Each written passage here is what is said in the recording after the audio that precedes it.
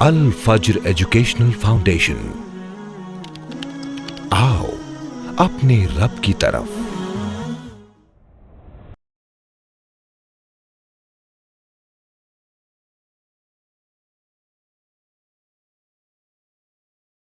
کہ ہم اللہ تبارک و تعالیٰ کے راستے میں اپنی محبوب اور اپنی پسندیدہ چیزوں کو قربان کریں۔ وہ چیزیں جو ہمیں محبوب ہے، ان چیزوں کو جن سے ہم بے پناہ محبت کرتے ہیں، ان چیزوں کو ہم اللہ کے راستے میں قربان کریں۔ یہ اللہ کی قربت حاصل کرنے کا ایک ذریعہ اور ایک طریقہ ہے۔ ایک مومن کبھی بھی اس طرح سے نہیں ہوتا کہ وہ بالکل ہی اپنی زندگی سے غافل ہو جائے۔ اللہ تبارک و تعالیٰ قرآن کریم کے اندر فرماتا ہے کہ الہاکم التکاثر حتی زرتم المقابر، کہ مال کی کثرت نے تمہیں ہلاک کر دیا۔ 2-4-5 کلو سونا اگر آج کسی کے پاس ہو تو بڑا امیر آدمی ہے۔ اللہ کے نبی صلی اللہ علیہ وسلم کہتے ہیں کہ 2 وادیاں بھر کے بھی اگر آدم کی اولاد کے پاس سونا ہو جائے تو وہ بھر اس کا بس نہیں ہوگا، بلکہ وہ تیسری وادی کے لیے جائے گا۔ دین کے معاملے کے اندر یہ ہونا چاہیے کہ ہم ہمیشہ اپنے سے اعلیٰ اور بہترین آدمی کو دیکھیں۔ اسی طریقے سے دوسری چیز جس چیز کی ہمیں قربانی دینی ہے اللہ کے راستے میں، اللہ کی رضا، اللہ کی محبت کی خاطر، وہ ہے ہمارا جان، مال اور وقت۔ غزوہ تبوک کا موقع آیا تو اللہ کے نبی کریم صلی اللہ علیہ وسلم نے کہا کہ من جہز جیش العسرۃ فلہ الجنہ، کہ جو غزوہ تبوک کی تیاری کرا دے اس کے لیے جنت ہے۔ حضرت عثمان رضی اللہ تعالیٰ عنہ کھڑے ہوئے اور اللہ کے راستے میں پورے لشکر کی تیاری کروا دی۔ ایک آخری چیز جس کی ہمیں اپنی زندگیوں سے قربانی دینی ہے، جو سبق ہم نے قربانی سے حاصل کرنا ہے، جو سیکھ لینی ہے، وہ یہ ہے کہ ہم اپنی زندگیوں کے اندر اپنے غصے اور انتقام کے جذبے کی جو ہے قربانی دیں۔ ان الحمد للہ نحمده ونستعینه ونستغفره ونعوذ باللہ من شرور انفسنا ومن سیئات اعمالنا، من يهده الله فلا مضل له ومن يضلل فلا هادي له، واشهد ان لا اله الا الله وحده لا شريك له، واشهد ان محمدا عبده ورسوله۔ اما بعد فان خير الحديث كتاب الله، وخير الهدي هدي محمد صلى الله عليه وسلم، وشر الامور محدثاتها، وكل محدثة بدعة، وكل بدعة ضلالة، وكل ضلالة في النار۔ يا أيها الذين آمنوا اتقوا الله حق تقاته ولا تموتن إلا وأنتم مسلمون۔ يا أيها الناس اتقوا ربكم الذي خلقكم من نفس واحدة وخلق منها زوجها وبث منهما رجالا كثيرا ونساء، واتقوا الله الذي تساءلون به والأرحام إن الله كان عليكم رقيبا۔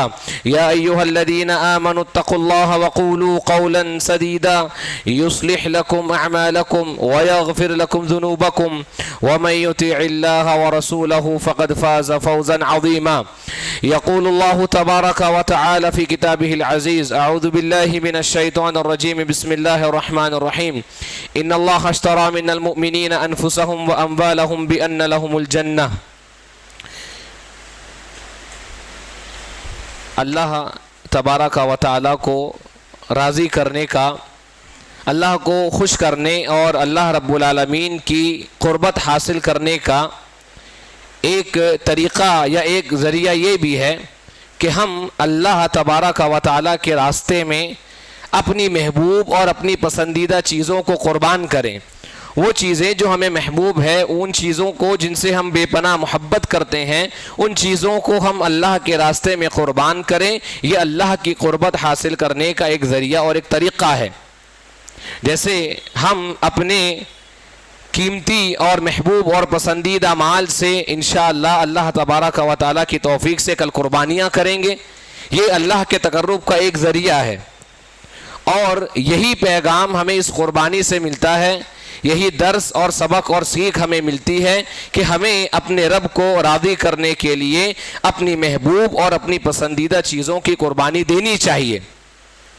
تو آئیے ہم اس قربانی سے سبق لیتے ہوئے اور سیکھ، درس اور عبرت لیتے ہوئے ان گناہوں سے شروعات کرتے ہیں جس کو ہم اپنے نفس کی پسند کی خاطر کرتے ہیں، یا جس کو ہم اپنے نفس کی محبت میں کرتے ہیں، یا دنیا کی خاطر کرتے ہیں، دنیا کو خوش کرنے کے لیے، دنیا والوں کو خوش کرنے کے لیے جن گناہوں کو ہم کرتے ہیں ان گناہوں کو چھوڑنے کی، ان گناہوں کی قربانی دینے سے ہم شروعات کرتے ہیں۔ ایک مومن کی زندگی ہمیشہ اسی جد و جہد اور کوشش میں رہتی ہے کہ وہ اپنے گناہوں سے بچتے ہوئے نیکی، تقوی، پرہیزگاری کا راستہ اختیار کریں اور اپنے رب کو راضی کرنے کی کوشش کریں۔ ایک مومن فطری طور پر اس کے اندر جو کمیاں، جو خامیاں، جو عیب اس کے اندر ہیں، یا اس کے علاوہ جس بھی طرح کی برائیاں اس کے نفس کے اندر پائی جاتی ہے، وہ ان برائیوں کو، ان گناہوں کو دبائے، کچلے اور اپنے اندر کی خیر کو، نیکی کو اور اچھائی کو ابھارے اور پروان چڑھائے۔ ایک مومن کی زندگی کی یہ جو جنگ ہے، یہی ایک مومن کی زندگی کا محور ہے، اسی کے ارد گرد اس کی زندگی گھومتی اور چلتی رہتی ہے۔ ایک مومن کبھی بھی اس طرح سے نہیں ہوتا کہ وہ بالکل ہی اپنی زندگی سے غافل ہو جائے، آخرت کی زندگی سے غافل ہو جائے، دین سے غافل ہو جائے۔ دنیا کے اندر پڑا ہوا ہے، آخرت کی کوئی فکر نہیں ہے۔ تو اسی جد و جہد کو اللہ تبارک و تعالی ہم سے چاہتا ہے، شریعت ہم سے چاہتی ہے، اور یہی ہمارے دین کو ہم سے مطلوب ہے۔ بہت سارے معاملات، بہت سارے گناہ ایک انسان کی زندگی کے اندر ہوتے ہیں، یا بہت ساری کمیاں اور خامیاں ہمارے اندر پائی جاتی ہیں، لیکن ان میں چند نمایاں اور بڑی چیزیں ہیں جس کی جانب ہمیں توجہ دینی چاہیے۔ جب ہم کل اپنا جانور قربان کریں، اللہ کی راہ میں اپنی محبوب اور پسندیدہ چیز کو قربان کریں، تو عزم کریں کہ انشاءاللہ باذن اللہ تبارک و تعالی جس طرح سے ہم نے اللہ کو راضی کرنے کے لیے اپنے محبوب اور پسندیدہ جانور کی قربانی دی، اپنے مال کو اللہ کے راستے میں لگایا تاکہ ہمارا رب ہم سے راضی ہو جائے، اس کے ساتھ ساتھ ہم اپنے اندر پائی جانے والی ان کمیوں کی، ان خامیوں کی اور ان گناہوں کی بھی قربانی دیں گے باذن اللہ۔ اس میں سب سے اہم چیز ہے حرص اور لالچ۔ انسان کی حرص اور لالچ، دنیا کی حرص اور لالچ۔ اللہ تبارک و تعالی قرآن کریم کے اندر فرماتا ہے کہ الہاکم التکاثر حتی زرتم المقابر، کہ مال کی کثرت نے تمہیں ہلاک کر دیا، مال کی کثرت نے تمہیں غافل کر دیا۔ آدمی پوری زندگی دنیا کماتے رہ گیا، دین کی کوئی پرواہ نہیں، آخرت کی کوئی پرواہ نہیں، دنیا کمانے کے اندر کسی چیز کا لحاظ نہیں کیا، حلال حرام سب کچھ بھول گیا، دین کو ایک دم چھوڑ کر کے بہت آگے نکل گیا۔ تو اللہ تعالیٰ کہتا ہے کہ الہاکم التکاثر، کہ یہ مال کی کثرت نے تمہیں ہلاک کر دیا، غافل رہے تم، کب تک کہ حتی زرتم المقابر، یہاں تک کہ تم قبروں میں پہنچ گئے۔ دنیا کی حقیقت اس وقت تمہارے سامنے واضح ہوئی جب موت کا فرشتہ آ گیا، جب موت کا فرشتہ آ گیا تب ہمارے سامنے دنیا کی حقیقت واضح ہوئی کہ دنیا ہمیں کیا ہی دے گی۔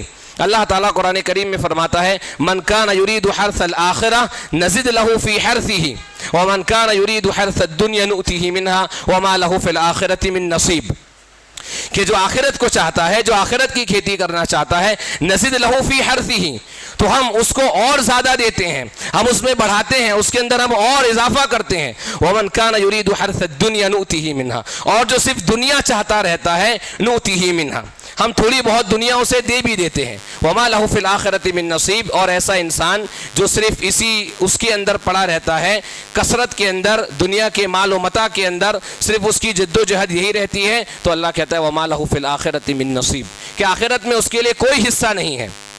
اللہ نے جب آخرت کی بات کی تو اللہ نے کہا کہ ہم اور اس کو بڑھاتے ہیں، آخرت کی کھیتی کو، اور دنیا کا اللہ نے کہا کہ نؤتیہ منہا، تھوڑا بہت دنیا بھی اس کو ہم دے دیتے ہیں۔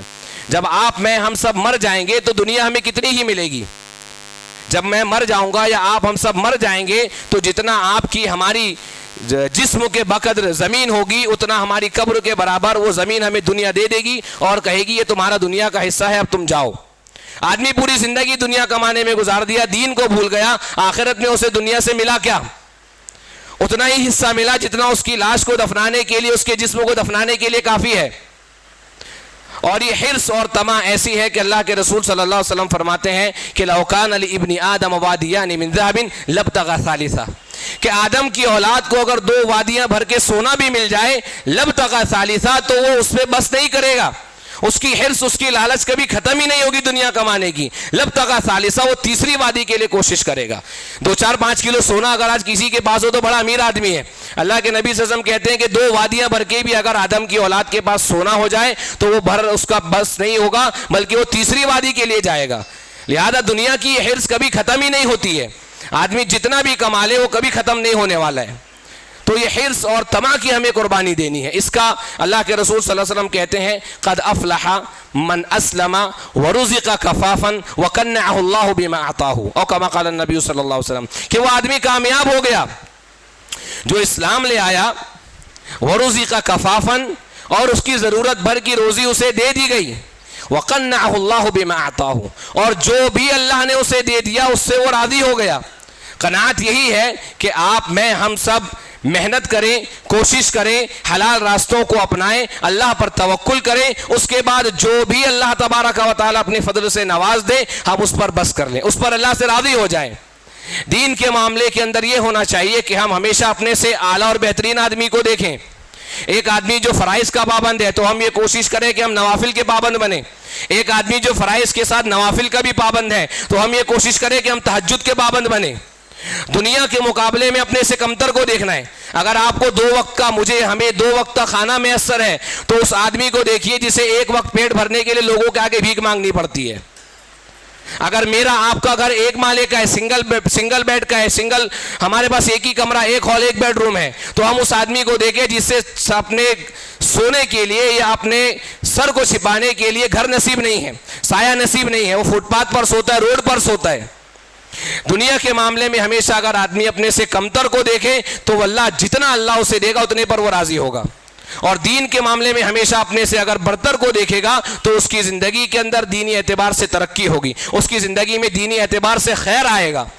اور اللہ کہتے ہیں کہ وَفِي ذَلِكَ فَلْيَتَنَافَسِ الْمُتَنَافِسُونَ، اور لوگوں کو ایک دوسرے سے اس میں مسابقہ کرنا چاہیے، کمپٹیشن کرنا چاہیے. جیسے آج آپ، میں، ہم سب دنیا کمانے میں ایک دوسرے سے مسابقہ کرتے ہیں، اللہ کہتا ہے کہ دین کمانے میں مسابقہ ہونا چاہیے، کمپٹیشن دین میں ہونا چاہیے. اگر یہ 100 خرچہ کرتا ہے اللہ کے راستے میں 500 کروں گا.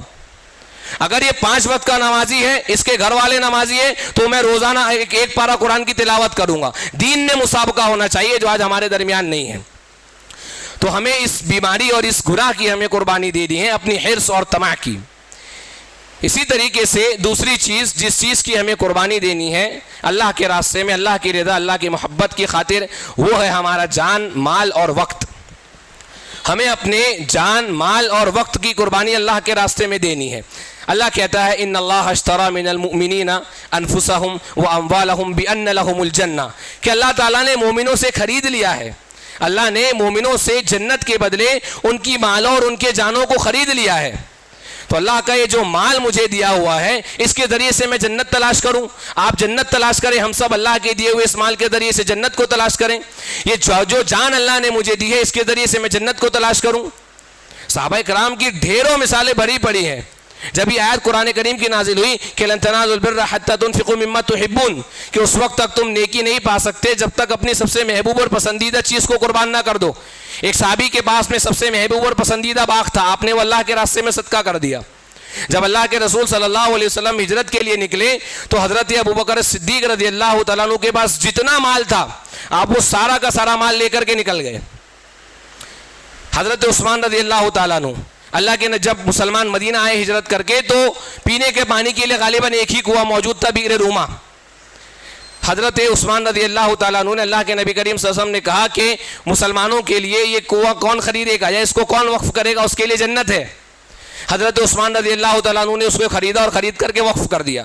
یہ مال کے ذریعے سے جنت کو چاہنا، جنت کو طلب کرنا ہوا. جب اللہ نے ہم سے ہمارے مالوں اور جانوں کو جنت کے بدلے خرید لیا ہے تو کیوں ہم اپنا سارا مال صرف اپنی دنیا میں لگائیں، یا ہمارے مال کا ایک مخصوص حصہ کیوں جنت کو حاصل کرنے میں نہیں لگ رہا ہے.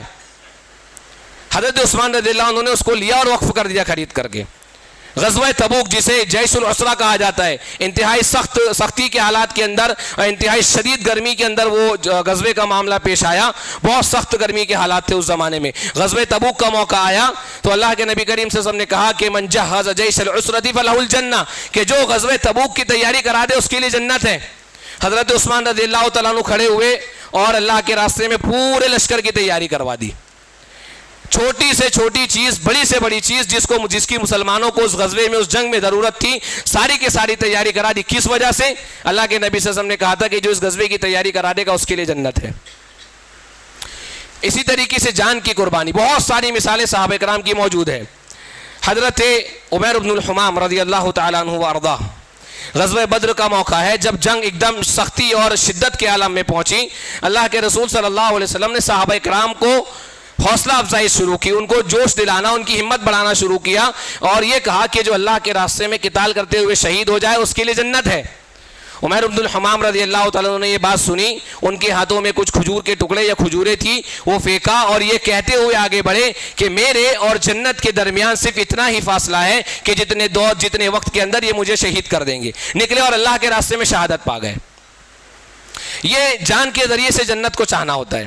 حضرت انس بن نضر رضی اللہ تعالیٰ عنہ وارضاہ غزوہ بدر میں کسی وجہ سے شریک نہیں ہو پائے، تو انہوں نے یہ کہا کہ اللہ نے اگر مجھے اللہ کے رسول صلی اللہ علیہ وسلم کے ساتھ غزوے اور جنگ کا موقع دیا تو اللہ تعالیٰ دیکھے گا کہ میں کس شدت کے ساتھ اللہ کے راستے میں لڑتا ہوں۔ آپ نکلے اور اس غزوہ احد کے اندر حضرت انس بن نضر رضی اللہ تعالیٰ عنہ جب نکلے تو آپ نے یہ کہا کہ حضرت سعد بن ابی وقاص سے ان کی ملاقات ہوئی، تو کہا کہ سعد تم کہاں جا رہے ہو؟ اور کہا کہ یہ احد پہاڑ جو دیکھ رہے ہو، یہ احد کے پیچھے سے مجھے جنت کی خوشبو آ رہی ہے۔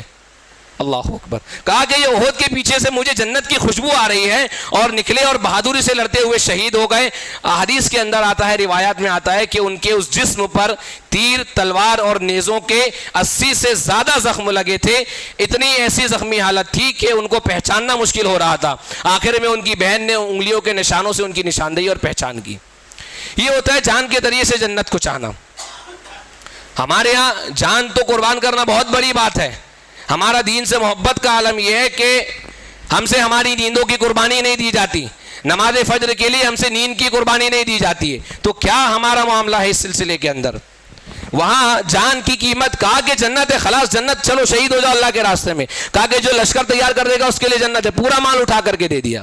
آج ہم سب غور کریں کہ ہمارے مالوں کا کتنا حصہ مال کے ذریعے سے جنت خریدنے میں لگ رہا ہے، یا سارا کا سارا دنیا خریدنے اور دنیا کمانے میں جا رہا ہے۔ ہماری جان کا، ہمارے وقت کا کتنا حصہ ایسا ہے جو جنت کی خاطر لگ رہا ہے، جنت کو اللہ نے جو ہم سے خرید لیا اس کے بدلے میں لگ رہا ہے۔ لہذا جب ہم جانور کی قربانی کریں تو یہ عزم کریں، یہ دل کے اندر یہ بات ہمارے رکھیں کہ ہم اس کے ساتھ ساتھ ہم اپنے وقت کی قربانی اللہ کے راستے میں دیں گے، ہم اپنی مال کی قربانی دیں گے، موقع آئے گا تو اللہ کے راستے میں اپنی جان کی قربانی بھی دیں گے۔ مثال کے طور پہ غزہ اور فلسطین والے ہمارے لیے نمونہ اور مثال ہے۔ ان کے ایمان کے اوپر جو ثبات قدمی اللہ نے انہیں دی ہے، اللہ تعالیٰ انہیں ثابت قدم رکھے، اللہ اپنے دشمنوں کو اور مومنین کے دشمنوں کو غارت کرے، وہ ہمارے لیے مثال اور نمونہ ہے کہ ایمان کی محبت کیسی ہوتی ہے، اللہ کی خاطر محبت کیسی ہوتی ہے۔ یہ رمضان کے موقع پر ہم سب نے شاید دیکھا ہوگا، وہاں پر ان کو رہنے کے لیے گھر نہیں ہے، لیکن جب ایڈ آئی، مدد آئی تو سب سے پہلے اللہ کا گھر تعمیر کر رہے ہیں۔ یہ ایسی محبت ہے دین اور ایمان کی ان لوگوں کی۔ ہمارے ہی جیسے ہیں نا، ہماری دنیا میں رہتے ہیں، ہماری زمین پر بستے ہیں، اسی اللہ کو مانتے ہیں، اسی رسول کو مانتے ہیں، لیکن کیسی محبت ہے ان کے دلوں میں ایمان کی، کیسی محبت ہے ان کے دلوں کے اندر اللہ کی، اللہ کے رسول صلی اللہ علیہ وسلم کی۔ اللہ انہیں ایمان پر ثابت قدم رکھے اور ان کی آزمائشوں میں اللہ ان کا مددگار ہو۔ اسی طرح سے ہمیں جن گناہوں کی یا جن کمیوں اور خامیوں کی قربانی دینا ہے وہ ہے انا پرستی کی قربانی، بڑائی چاہنے کا مزاج۔ ایک انسان کے اندر جو بڑائی چاہنے کا مزاج ہوتا ہے کہ میں نے یہ کیا، میں نے وہ کیا، میں ایسا، میں ویسا، میں اتنا اعلیٰ، میں اتنا اچھا، میں اتنا اونچا، باقی کوئی کچھ نہیں ہے۔ ہر معاملے کے اندر آدمی کے اندر جو بڑائی چاہنے کا مزاج ہوتا ہے یہ بڑی خطرناک چیز ہے۔ اور دیکھیں اللہ تعالیٰ نے بطور عبرت اور نصیحت ہمارے لیے کیا چیزیں بیان کی۔ اللہ نے ابلیس کے بارے میں کہا، قال ما منعك الا تسجد اذ امرتك قال انا خیر منه۔ ابلیس کو، آدم علیہ السلام کو اللہ نے سجدہ کرنے کا حکم دیا اور اللہ نے کہا کہ تو نے سجدہ کیوں نہیں کیا؟ تو کہا کہ انا خیر منه، اے اللہ میں سجدہ کیوں کروں، میں اس سے بہتر ہوں۔ تو یہ جو معاملہ ہے نا کہ میں اس سے بہتر ہوں، وہ میرے سے کمتر ہے، میں اس سے اعلیٰ، وہ میرے سے چھوٹا، یہ انا پرستی کا جو مزاج ہے اس کی ہمیں قربانی دینی ہے۔ کیونکہ اس کا نقصان کیا ہے؟ ابلیس نے جب یہ انا پرستی اختیار کی تو کیا ہوا؟ اللہ نے ملعون کر دیا، دربار سے اپنے بھگا دیا، اللہ کی رحمت سے قیامت تک کے لیے دور کر دیا۔ تو یہ انا پرستی کا مزاج جو ہے ایک بندہ مومن کو اللہ کی رحمت سے دور لے جاتا ہے۔ اسی طریقے سے فرعون کی مثال اللہ نے بیان کی. فرعون یہ کہتا تھا الیس لی ملک مصر وہذہ الانہار تجری من تحتی، اے میری قوم بتاؤ کیا یہ مصر کی بادشاہت میری نہیں ہے؟ کیا میں اس مصر کا بادشاہ نہیں ہوں؟ اور یہ نہریں جو بہتی ہیں یہ میں ان کا مالک نہیں ہوں؟ ہمارے یہ چیز آسانی سے انسان کے دل میں آ جاتی ہے. کسی چیز کا ذمہ دار ہو گیا، کسی کے اندر اس کو کوئی معاملہ مل گیا تو پھر اس کی انا پرستی پر اللہ ہی رحم فرمائے. مطلب پھر کبر ایک دم انتہا کو پہنچنے لگتا ہے. تو اللہ نے فرعون کا بھی معاملہ ہمیں بتایا کہ وہ یہ کہتا تھا کہ کیا یہ مصر کا میں بادشاہ نہیں ہوں؟ کیا یہ سب کچھ میرا نہیں ہے؟ اسی طریقے سے قارون کی مثال اللہ نے دی. جب اللہ نے اپنے انعام اپنے فضل سے اس کو نوازا تو بجائے کہ اللہ کا شکر ادا کرتا کہنے لگا قال انما اوتیتہ علی علم عندی، یہ تو میرے علم کی بنیاد پر مجھے ملا ہے، میری صلاحیت کی بنیاد پر مجھے ملا ہے. اللہ کا فضل نہیں مانا اس نے، کہا کہ یہ میری صلاحیت کی بنیاد پر مجھے دیا گیا ہے. لہذا یہ جو معاملہ ہے بڑائی چاہنے کا، انا پرستی کا، یہ بڑا خطرناک معاملہ ہے. ابلیس کی مثال اللہ نے ہمارے سامنے بیان کی. اس کا معاملہ کیا ہوا؟ قیامت تک کے لیے اللہ نے اس کو اور اس کی ذریت پر لعنت برسا دی. لہذا یہ انا پرستی کی قربانی ہمیں دینی ہے جو انسان کو اللہ سے دور لے جاتی ہے، اللہ کی رحمت سے دور لے جاتی ہے اور تکبر پیدا کرتی ہے. اور ابلیس نے جب اس انا پرستی کو اختیار کیا تو کیا ہوا؟ ابا واستکبر وکان من الکافرین، انا پرستی کو اختیار کیا، تکبر کیا اور کافروں میں سے ہو گیا. لہذا یہ انا پرستی، یہ تکبر اور کبر کا معاملہ انسان کو ہمیشہ ہلاک اور برباد کرتا ہے. اس کا علاج تواضع اور خاکساری ہے. اللہ کے رسول صلی اللہ علیہ وسلم کہتے ہیں من تواضع للہ رفعہ اللہ، کہ جو اللہ کی خاطر تواضع و خاکساری اختیار کرتا ہے اللہ تعالیٰ اس کو بلند کر دیتا ہے. حضرت عائشہ رضی اللہ تعالیٰ عنہ کہتی ہے کہ انکم لتغفلون عن افضل العبادات التواضع. اللہ اکبر. کہتی ہے کہ تم ایک بہت افضل عبادت سے غافل رہتے ہو. تواضع کوئی چھوٹی موٹی چیز نہیں ہے، معمولی چیز نہیں ہے، اللہ کی بہت عظیم عبادت ہے. انا پرستی اللہ کی ناشکری ہے، تواضع اللہ کی عبادت ہے. اس انا پرستی کا علاج یہ ہے کہ آدمی تواضع اور خاکساری کو اختیار کرے. ماں عائشہ صدیقہ رضی اللہ تعالیٰ عنہ کہتی ہیں کہ تم ایک بہت فضل والی، بہت عظیم اور افضل عبادت سے محروم رہتے ہو، اور وہ ہے تواضع اور خاکساری. اسی طریقے سے جس چیز کی ہمیں قربانی دینی ہے اور جس چیز کو ہمیں ہماری زندگیوں سے نکالنا ہے وہ ہے خواہشات نفس کی قربانی. خواہشات نفس کی قربانی. خواہشات نفس بڑی خطرناک چیز ہے. کتاب و سنت کے اندر بار بار اس کے اوپر توجہ دی گئی، منع کیا گیا کہ انسان اپنے نفس کی خواہشات کی اتباع کرے. اللہ نے کہا افرأیت من اتخذ الہہ ہوا، کہ کیا آپ نے اس آدمی کو نہیں دیکھا کہ جس نے اپنے نفس کو اپنا معبود بنا لیا؟ میرا نفس چاہتا ہے کہ میں فجر کی نماز کے لیے نہ اٹھوں، میں سوتا پڑا رہوں، لیکن میں اپنے نفس کو ماروں اور اٹھ کر کے فجر کی نماز کے لیے آؤں. میرا نفس چاہتا ہے کہ میں تنہائی کے اندر اللہ کی حدود کو پامال کروں، لیکن میں اپنے نفس کو دباؤں اور کچلوں اور اللہ سے ڈروں. اللہ کہتا ہے کہ فَأَمَّا مَنْ طَغَى وَآثَرَ الْحَيَاةَ الدُّنْيَا فَإِنَّ الْجَحِيمَ هِيَ الْمَأْوَى، کہ جو سرکشی اختیار کرتا ہے، کوئی پرواہ نہیں ہے، بس جیا چلا جا رہا ہے، کچھ نہیں، کسی دین کا شریعت کا کچھ لحاظ نہیں، کچھ پاس نہیں، جو سرکشی اختیار کرتا ہے وَآثَرَ الْحَيَاةَ الدُّنْيَا، اور دنیاوی زندگی کو ترجیح دیتا رہتا ہے فَإِنَّ الْجَحِيمَ هِيَ الْمَأْوَى، تو اس کا ٹھکانہ جہنم ہے. وَأَمَّا مَنْ خَافَ مَقَامَ رَبِّهِ وَنَهَى النَّفْسَ عَنِ الْهَوَىٰ، اور جو انسان اپنے رب کے سامنے کھڑا ہونے سے ڈرتا ہے، حساب و کتاب سے ڈرتا ہے، وَنَهَى النَّفْسَ عَنِ الْهَوَىٰ، اور اپنے نفس کو خواہشات سے روکتا ہے.